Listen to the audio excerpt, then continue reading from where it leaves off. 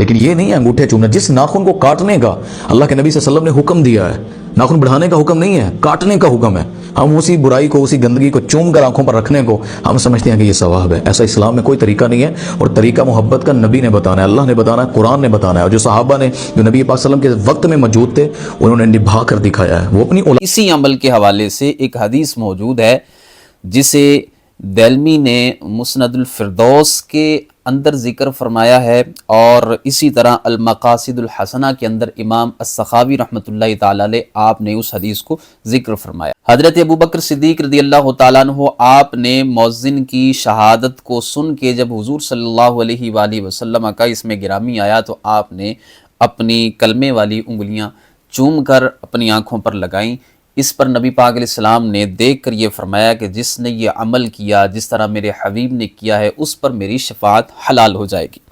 یہ حدیث المقاصد الحسنہ کے اندر موجود ہے، اور اسی طرح مسند الفردوس کے اندر یہ روایت موجود ہے۔ عظیم محدث علامہ ملا علی قاری رحمۃ اللہ تعالی علیہ اپنے زمانے کے عظیم محدث ہیں، عظیم عالم ہیں۔ یہ ٹک ٹاک بنانے والے کیا جانیں کہ حضرت علامہ ملا علی قاری ان کا علمی مقام کیا ہے، علمی قد کاٹ کیا ہے۔ اپنی کتاب کے اندر الاسرار المرفوعہ فی اخبار الموضوعہ،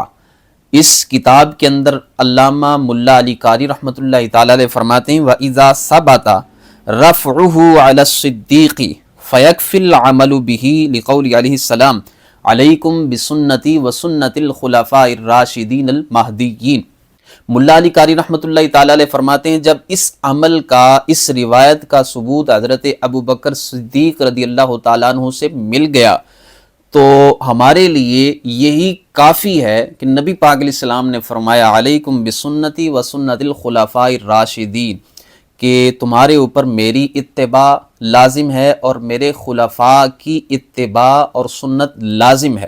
تو حضرت ابوبکر صدیق کی روایت پر عمل کرنا گویا کہ یہ نبی پاک علیہ الصلوۃ والسلام آپ کی حدیث پر عمل کرنا ہے۔ علامہ ابن شامی رحمۃ اللہ تعالی علیہ فتاوی شامی کے اندر یہ بات فرماتے ہیں انگوٹھے چومنے کے حوالے سے، یستحب ان یقال عند سماع الاولى من الشہادۃ صلی اللہ علیہ یا رسول اللہ۔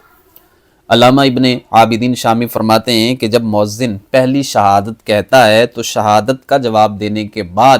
مستحب یہ ہے کہ یہ کہا جائے صلی اللہ علیہ یا رسول اللہ۔ تو اس کے بعد فرماتے ہیں وعند الثانیۃ منہا، دوسری مرتبہ جب مؤذن شہادت کہتا ہے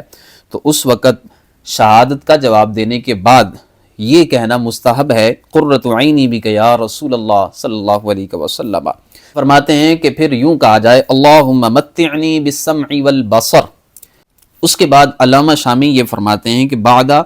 وضع الظفر الابہامین علی العینین فإنہ علیہ السلام یکون قائدا لہ الی الجنہ۔ فرمایا کہ اس کے بعد